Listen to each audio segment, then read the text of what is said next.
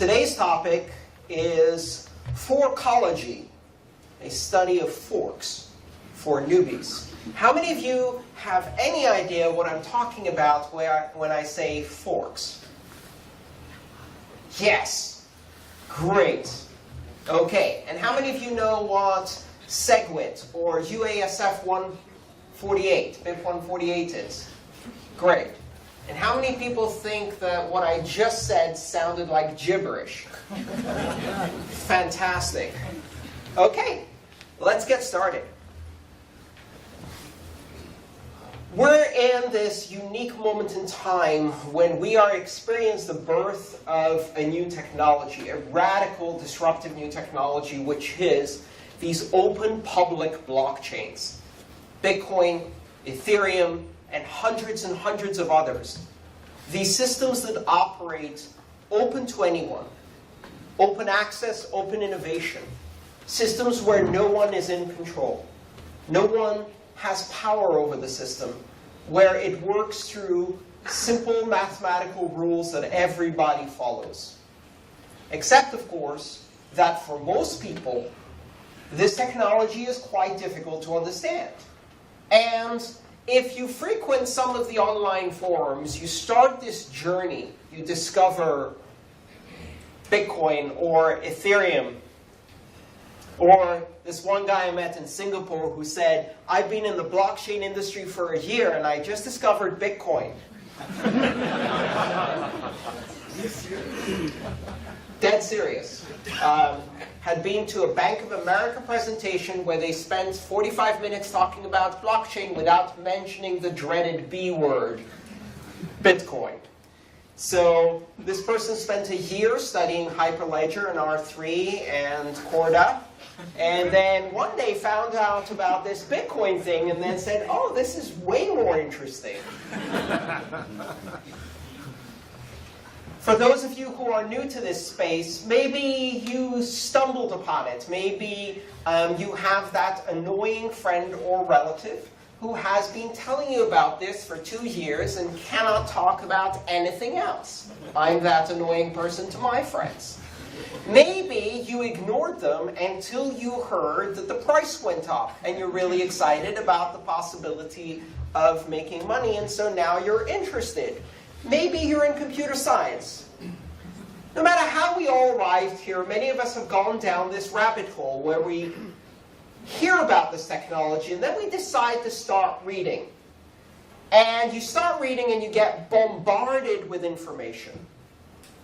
Mining, blockchains, confirmation, transaction, hashing, digital signatures, private keys, public keys, addresses, base 58, BIP 32, BIP 39, mnemonic seeds, backup phrases. What the hell is going on? And maybe you wade through all of that, and you set up your wallet, and you receive a transaction, and now you go online, and you read about a civil war going on in Bitcoin. And these people are threatening to fork. And you don't know if that's just a different way of saying the F word, or if they mean some kind of technical thing that you don't quite understand. And just when you're about to grasp what a fork is, you discover there's 8 different types of forks. And some of them are soft, and some of them are hard. And now you're even more confused because you've only ever used hard forks in your life. And you think maybe soft forks would be kind of impractical. Or you grew up with chopsticks. Nevertheless, it's all very confusing. And we use these terms and don't really define them. So I'm going to take you on a little journey where we'll talk about this and explain what these things are. A fork is a condition that occurs in an open blockchain whereby the state of the blockchain diverges into 2 states, whereby part of the network has a different perspective on the history of transactions than another part of the network. Right? That's the basic definition of a fork. It's a divergence in perspective of the state of the blockchain. Now, this occurs naturally naturally 2 or 3 times a week.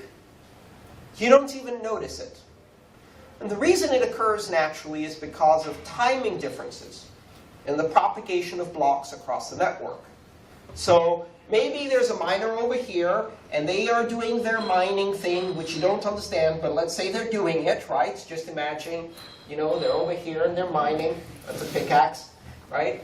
And they find that magical proof of work, and they take their block and they throw it out into the world, and they say, I found it!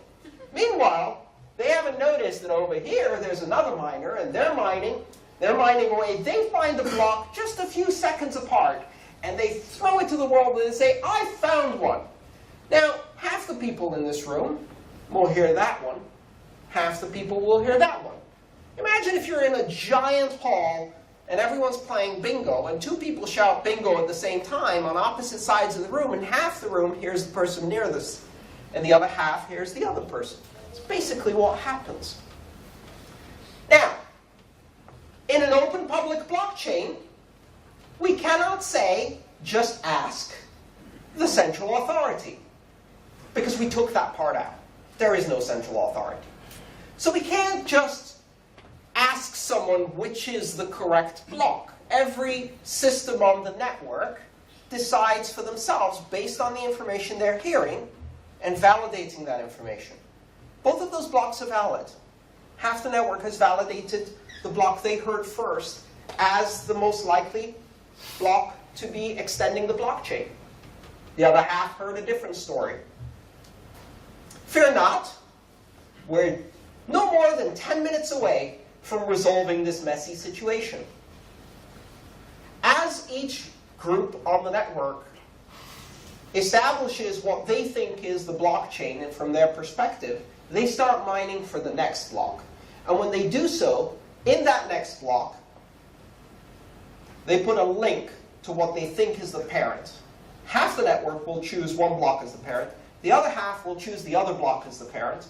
And the race is on. They're basically extending the 2 tips, right? But each side has picked a different tip to extend. Now, what are the chances of 2 blocks being discovered at distant parts of the network again within a few seconds?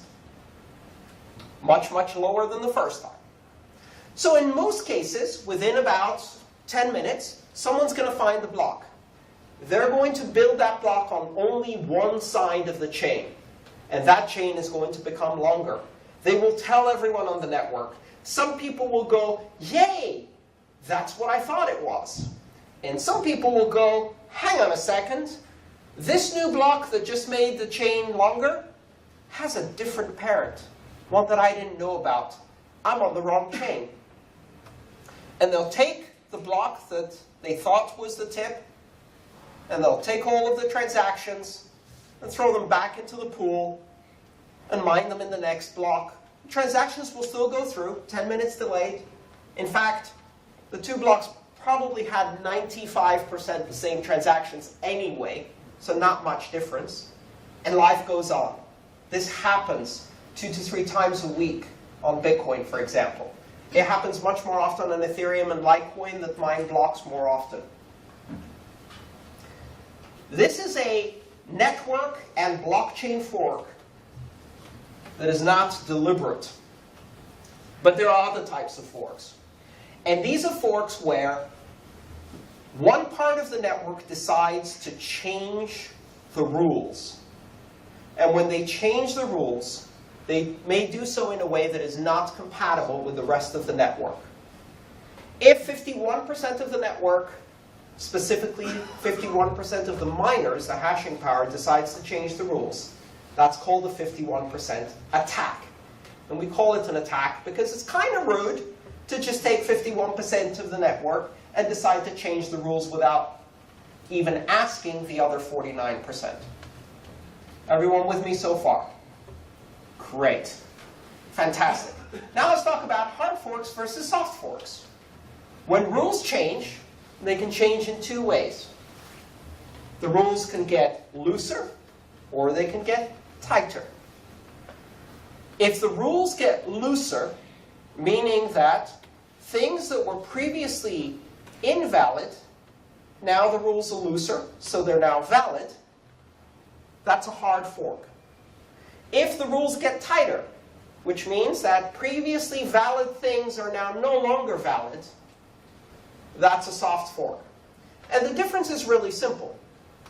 A hard fork, by expanding the rules, means that things will start appearing on the network that some people will consider invalid, and they will not be able to participate with the consensus rules without upgrading to the new rules. It forces them to upgrade to the new rules, or they are left behind. And that's why we call it a hard fork, because it is a forced upgrade of the minority chain. In a soft fork, previously valid things are now invalid, which means that things will appear on the network that have tighter specifications than before. But everybody can keep following the rules, because those new things are still valid by the old rules, right? And that's a soft upgrade. That's a way to change the consensus rules to introduce new features without loosening the rules. Everybody with me so far? All right. This gets a bit confusing now. So I'm going to use a different analogy to explain this a bit better. And since we're talking about forks, why don't we go directly to the restaurant business? So imagine if this blockchain is like a big decentralized restaurant. Imagine if we had a restaurant with no chef and no managers, right? Kind of like these community kitchens we see, for example, in places like India, where they feed 20,000 people out of a voluntary community endeavor. Fascinating phenomenon. So imagine the blockchain is that. Somewhere in the back, there are some cooks. And they've invested in some big ovens, and they're using a lot of electricity, and they're cooking up meals, blocks, that they deliver to the customers. They think they're in charge. There's a cashier taking orders. That represents an exchange. They think they're in charge.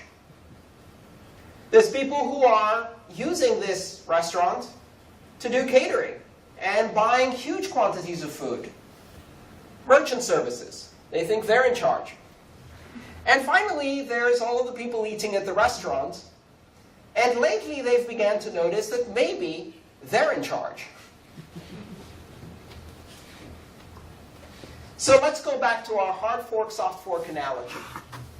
Restaurant starts out, it's a vegetarian restaurant. If the cooks decide to add pork to the menu, that's a hard fork. A lot of the people who come to this vegetarian restaurant will look at these rules and go, hang on, that's not valid. And they will have to go to a different restaurant, right?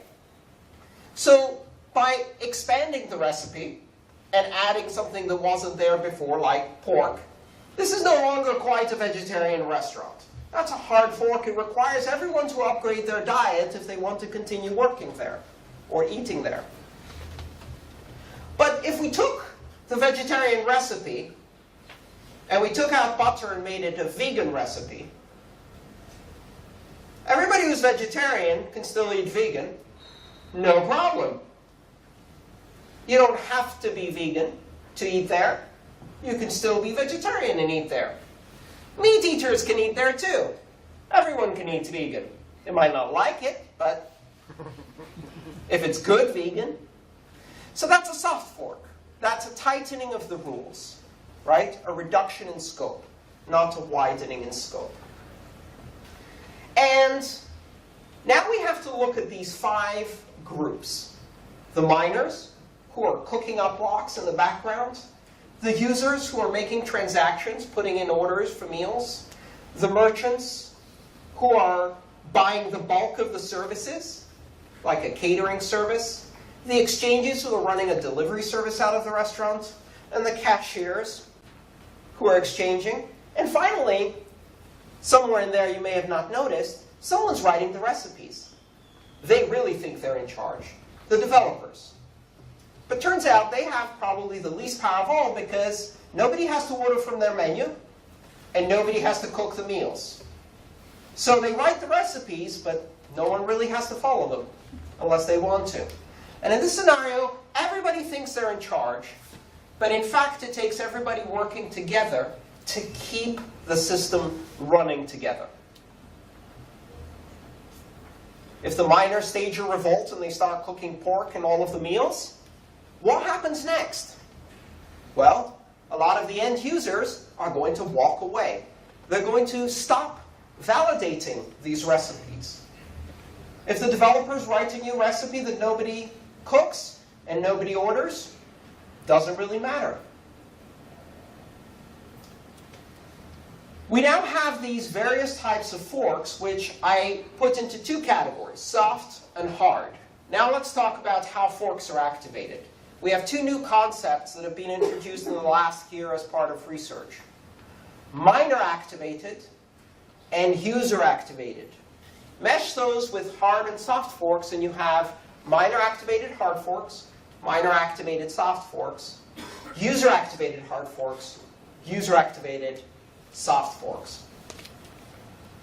And these four categories really are kind of the tip, because there is more complexity going on here. User-activated soft forks have become very interesting lately because there is a proposal to initiate a user-activated soft fork on August 1st under a specification called BIP 148. And what this user-activated soft fork involves is all of the users of Bitcoin who want to participate stop accepting any blocks that do not signal segregated witness, which is an upgrade that has been proposed more than a year ago. Users want this upgrade. Miners don't want to make this upgrade. And users have decided to stomp their foot and say, well, if you don't deliver this, we will stop accepting your blocks. To go back to my restaurant analogy, the users have said, we're going to start only ordering vegan off the menu. You don't have to cook vegan, but if you don't, we won't eat it. We won't order it. We won't have it delivered. And so cook whatever you want, but we'll only eat vegan. Right? And that's an assertion of power by the user community saying, turns out, we're in charge. Here's a little secret. Everyone who thinks they're in charge isn't. They're only in charge if everybody else agrees with them. They're only in charge if they come together and form consensus in large groups. Of these 5 constituencies, you can maybe make changes to Bitcoin if you have 3. Probably best if you have 4 of the constituencies. If you want to keep the system running efficiently and keep everyone on the same page, working together, you need to have overwhelming consensus. Otherwise, it can be disruptive. Users are asserting their power, developers are asserting their power, miners are asserting their power, exchanges and merchants are doing business deals and asserting their power. Everybody's asserting their power. Stomping their feet and going, I'm in charge. No, you're not. We all are. And we are at this tension.